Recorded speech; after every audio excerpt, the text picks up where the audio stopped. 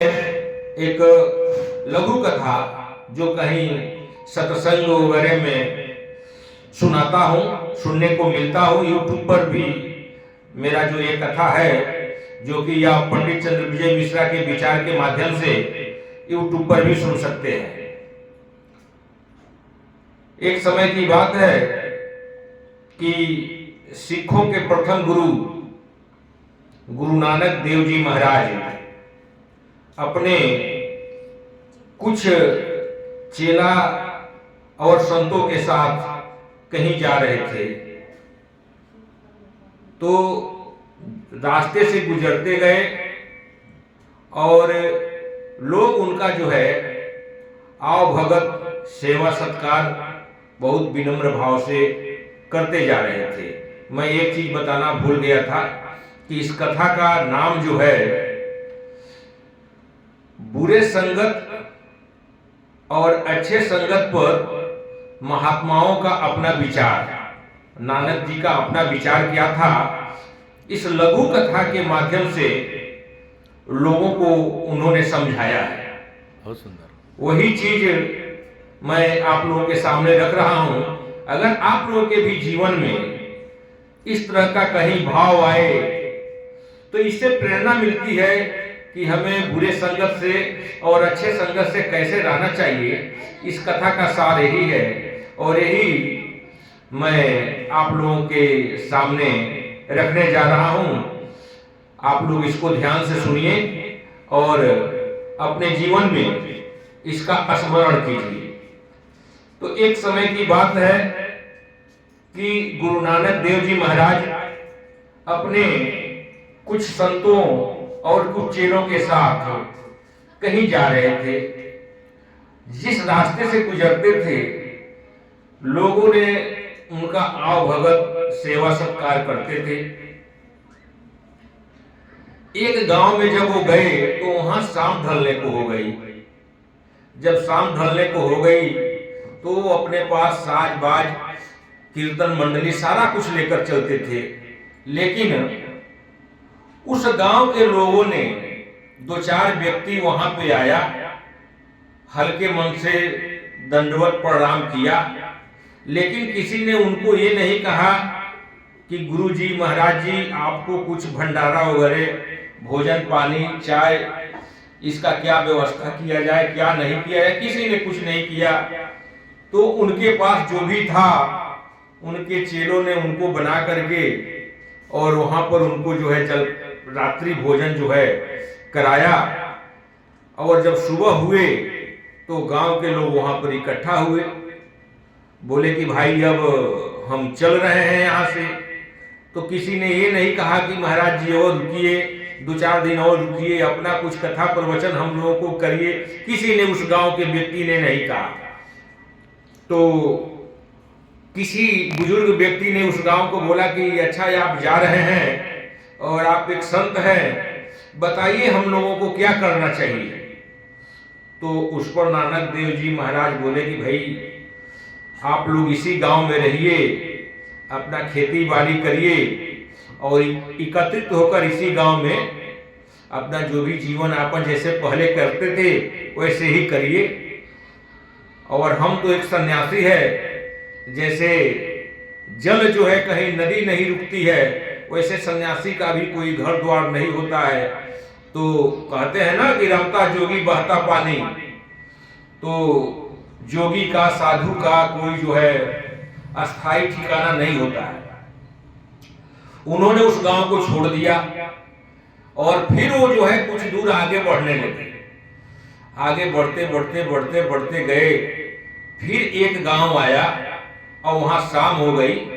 तो बोले कि भाई आज रात्रि विश्राम हम यहीं करते हैं।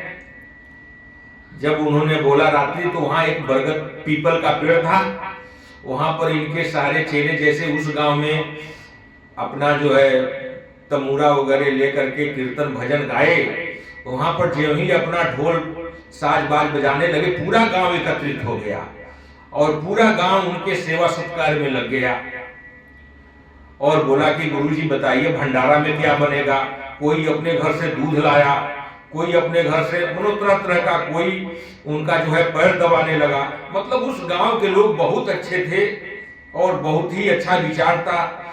जब भंडारा हो गया, सारे लोग भोजन पानी कर लिए, तो वहां पर कीर्तन और भजन पूरा रात भर चलता रहा।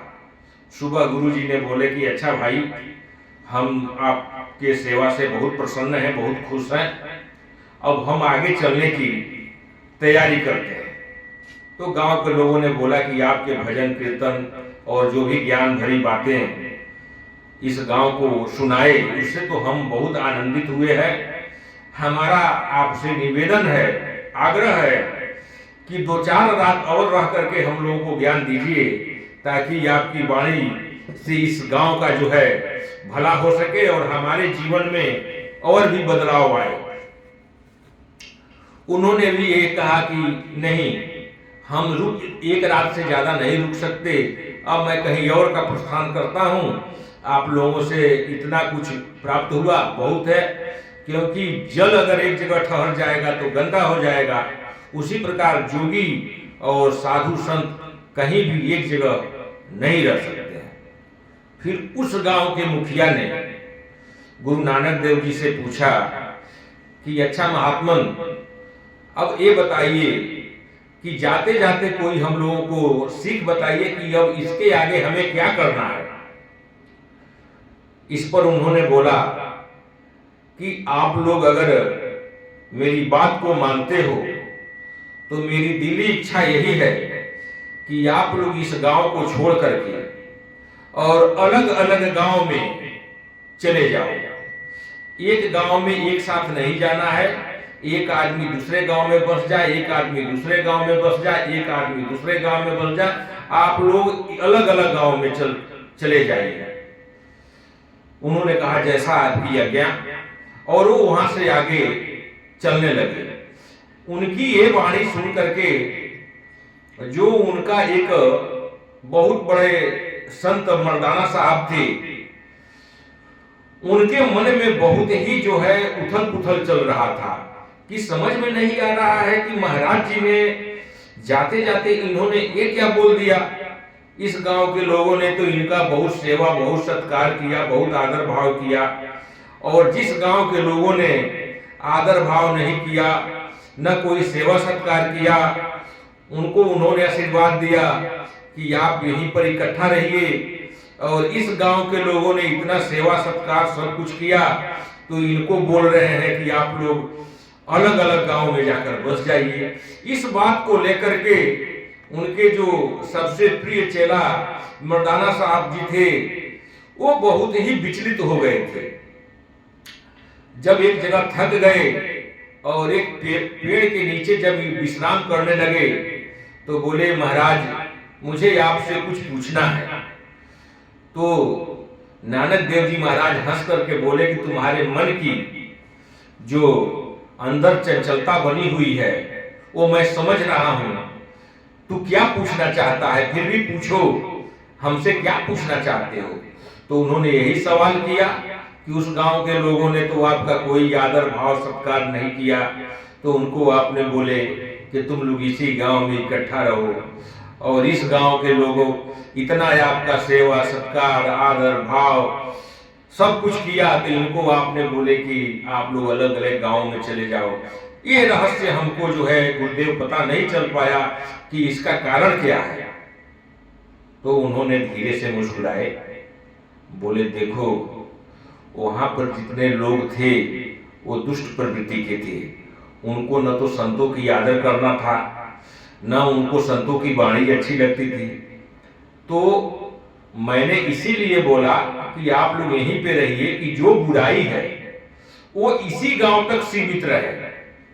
और इस गांव के लोग इतने अच्छे थे, इतने धार्मिक प्रवृत्ति के थे कि रात भर सेवा सत्कार किए, सब कुछ किए। तो मैंने ये बोला कि आप लोग अलग अलग गांव में चले जाइए, अलग अलग गांव में बस जाइए। इसका मतलब ये हुआ कि ये जिस गांव में जाएंगे वैसे ही उस गांव का वातावरण होगा, ऐसे ही उस गांव का जो है माहौल होगा। तो जो धार्मिक लोग ज्यादा से ज्यादा बढ़े, हर गांव जो है अच्छे से रहे, वो तो मंद बुद्धि के थे, तो हम चाहते हैं कि वो वहीं पर वहीं तक सीमित रहे। और ये लोग जो बढ़िया आदमी है, बढ़िया संत है, संतों की वाणी का जो है आदर करते हैं, वो लोग अलग अलग गांव में जाकर के लोगों का अपने तरफ से ही बनाए। तो इससे जो क्या होता है कि इससे अच्छाई का संदेश मिलता है, वातावरण साफ रहता है, और जो आने वाली पीढ़ी होती है उनको भी बहुत कुछ सीखने को मिलता है। तो इस लघु कथा का मतलब ये हुआ कि संतों के सामने जो है अच्छाई और बुराई का मेन मकसद क्या है, अगर आम आदमी के सामने कहा जाए तो वो सब नाराज हो जाएगा। लेकिन देखिए कितनी बड़ी सोच है कि बोल तो दिए उजड़ जाने के लिए, लेकिन उसके पीछे कितना बड़ा कारण था, कितना बड़ा इसका जो है ज्ञान उनके अंदर छपा हुआ था। इस कथा का रहस्य मेन ये था, और सारे लोगों ने उनका जो है आज्ञा का पालन किया, और वो जहां पर भी गए वहां का वातावरण इसी तरह से हो गया। ओम नमो नारायण। बहुत अच्छी कथा आपने सुनाई। यह सत्य घटना पर आधारित आपकी प्रेरक कथा है और संस्कार को समझने वाली कथा है कि जिनके भीतर संस्कार नहीं वे वहीं ठहर जाएं, और जिनके भीतर संस्कार है, ज्ञान है, वे बाहर विस्तार करें ताकि हमारा समाज सुंदर बन सके। बहुत अच्छा। ओम नमः शिवाय।